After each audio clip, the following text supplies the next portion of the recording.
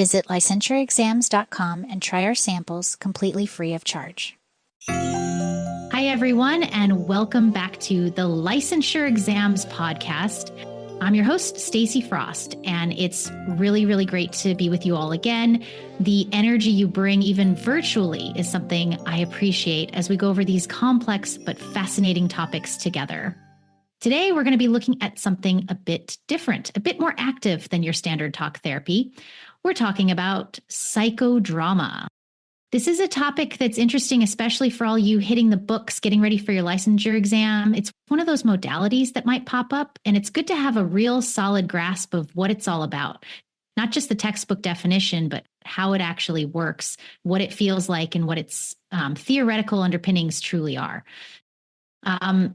Most of you weren't around for the 60s, but Dr. Hutchinson used psychodrama extensively when group work was just being introduced in therapy and the human potential movement was underway.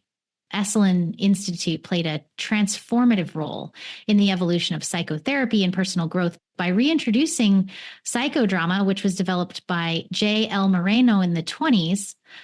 And if you're curious, Linton says he didn't know Moreno in the 20s, but I'm still not convinced they weren't contemporaries. I don't know, Stacey. Someone is starting to sound a bit delusional here. Sure, Linton. Sounds like projection to me. Well, moving on. Psychodrama is so experiential, so in the moment. It's not just about talking about problems. It's about doing something with them, acting them out, feeling them in a really different way that can often bypass those well-worn cognitive defenses we all have. We're not dealing with a specific diagnosis for this discussion, so no DSM criteria to memorize for this podcast, which might be a relief for some of you. But we are going to get into the nitty-gritty of psychodrama itself, its structure, its core techniques, its unique vocabulary, and why it can be such a dynamic tool in your therapeutic arsenal. When we talk about the clinical presentation of psychodrama, we're not talking about how a client with a specific disorder presents. Instead, we're looking at how psychodrama itself shows up in a therapeutic setting, or when you might think, aha, psychodrama could be really useful here. It's typically a group method, though some techniques can be adapted for individual therapy. You'll have a group of individuals, and one person, who we call the protagonist, becomes the focus of a particular session, exploring their personal issues through dramatic action. This means clients who are perhaps a bit stuck in traditional therapy, the ones who say, I understand my issues intellectually, but I still feel the same way, or who have trouble accessing or expressing emotions, might really benefit. Think of the client who can narrate a traumatic event with flat affect, or the one who intellectualizes every feeling. Psychodrama offers a pathway to connect the head and the heart, the cognitive and the affective. Imagine being able to replay a scene with your mother, not just recount it, but to actually have someone play your mother and for you to respond in the moment, perhaps even try a different response. Consider trauma psychodrama offers a way to re-engage with traumatic memories in a safe, contained space with the possibility of creating a new, more empowering narrative. Or think about social anxiety, where individuals can practice social interactions and challenge their fears in a supportive environment. It's also incredibly useful for grief, where one might have an opportunity to say goodbye or express unsaid words to a lost loved one. The clinical presentation of a psychodrama session itself is dynamic. It's not just clients sitting in chairs talking, though there are moments of reflection and discussion. There's movement, interaction, and often quite intense emotional expressions. You'll see clients taking on roles, reenacting past scenes, or even trying out future possibilities on a designated stage area. It can look a bit like theater, but the goal isn't performance for an outside audience. It's all about the protagonist's internal world and their experience. Now, psychodrama isn't just a free-for-all, an improvised chaos. It has a clear and deliberate structure, a flow. There are generally 3 main phases to a psychodrama session. And it's really important you understand these as they ensure safety, focus, therapeutic effectiveness, and just might show up on your licensing exam.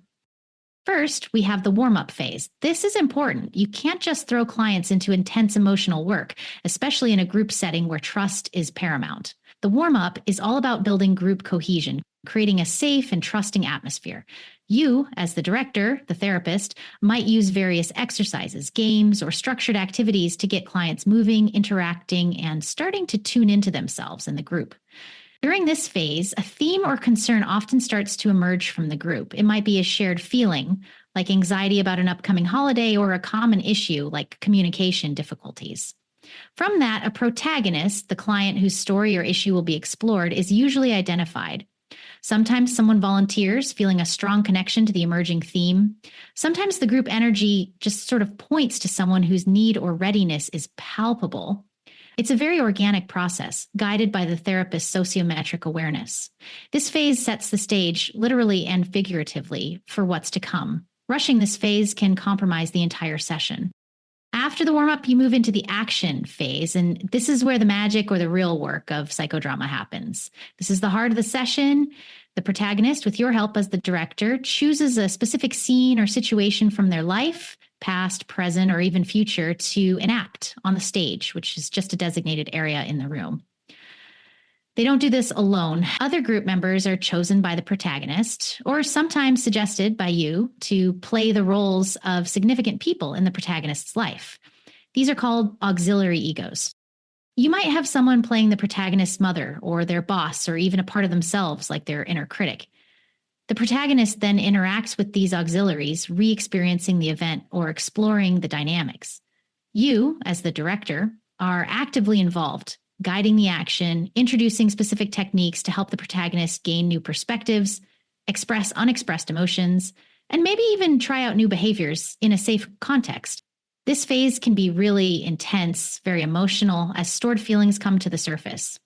The director carefully monitors the protagonist's state, ensuring the work remains within their window of tolerance, even as it challenges them.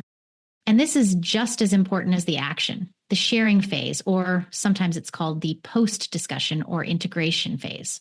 After the dramatic action concludes and the protagonist has hopefully reached a point of catharsis, insight, or behavioral learning, the focus shifts. The auxiliaries are de-rolled, meaning they step out of the roles they were playing, which is a very important step to help them separate from the intensity of the role and return to being themselves. Then, the audience members and the auxiliaries as themselves are invited to share, but they don't analyze or interpret the protagonist's experience. No advice giving, no, you should have done this, or I think you felt. That can be very invalidating. Instead, they share how the protagonist's work touched on their own lives, their own experiences, their own feelings. Someone might say, when you were arguing with your father, that really reminded me of my own relationship with my dad, and I felt that same sadness and frustration you expressed. It's about universalizing the experience, reducing shame or isolation for the protagonist, and reinforcing the group cohesion. How does psychodrama actually work as a therapeutic approach? What are its philosophical and theoretical roots? Well, it's grounded in the ideas of its founder, Jacob Moreno, a physician, psychiatrist, sociologist, and philosopher, a contemporary of Freud, but with very different ideas. Moreno believed a lot in spontaneity and creativity as fundamental forces for psychological health and growth. He theorized that psychological distress often comes from being stuck in rigid roles or patterns of behavior, from a lack of spontaneity. So, psychodrama aims to help clients reclaim or develop their spontaneity and creativity, allowing them to respond to life situations in new and more flexible, authentic ways. It's also heavily based on his role theory. Moreno saw personality not as a fixed entity, but as a collection of roles, the roles we play in our families, at work, with friends, and even our internal roles. Psychodrama allows you to explore these roles, to understand them better, to see how they might be limiting you or how you might be over-identifying with certain roles at the expense of others. It's about role expansion and role flexibility, increasing one's capacity to inhabit a wider range of roles effectively and appropriately. The goals of this therapeutic approach are pretty broad and multifaceted. One is emotional release or catharsis. By enacting a difficult situation, clients can safely express pent-up emotions that they might not be able to access or express in ordinary conversation. But it's not just about blowing off steam, which can be transient. Moreno talked about an integrative catharsis, where the emotional release is connected to new understanding, cognitive restructuring, and often a behavioral shift. So it's catharsis plus insight plus action. Another goal is gaining new perspectives. When you literally step into someone else's shoes using role reversal, or when you see your own behavior mirrored back to you, that can really shift how you see things, fostering empathy and reducing egocentric biases. It's also a fantastic way for behavioral rehearsal. If a client is anxious about an upcoming job interview or a difficult conversation with a family member, they can practice it in the psychodrama, try out different approaches, receive feedback, and build confidence and skills. All right, this is where it gets really interesting, the specific techniques used in psychodrama. These are the tools, the action methods that bring the psychodrama to life. First off, there's role playing, the absolute bedrock of psychodrama, where the protagonist or an auxiliary takes on a role and acts it out. This isn't just pretending in a superficial way. It's about embodying the role, trying to feel and behave as that person would. Then there's doubling. In this technique, an auxiliary ego stands beside the protagonist and speaks aloud the thoughts and feelings that the protagonist might be having, but isn't expressing or perhaps isn't even fully aware of. The double tries to tune into the protagonist's inner world, their subtext, their nonverbal cues. The protagonist can then confirm or correct the double. It helps to bring unconscious or suppressed material to the surface and can make the protagonist feel really understood and less alone. Next up, mirroring. Here, the protagonist steps out of the scene for a moment and becomes an observer. Another group member then reenacts the protagonist's behavior, their words, their mannerisms, as they just portrayed them in the scene. It's like looking in a living mirror, giving the protagonist a more objective view of how they come across to others. And then role reversal. This is probably one of the most well-known psychodrama techniques. The protagonist literally swaps roles with an auxiliary ego who is playing a significant other. This is amazing for building empathy and understanding another person's perspective, what it feels like to be on the receiving end of one's own behavior. It also helps the protagonist see themselves as others might see them.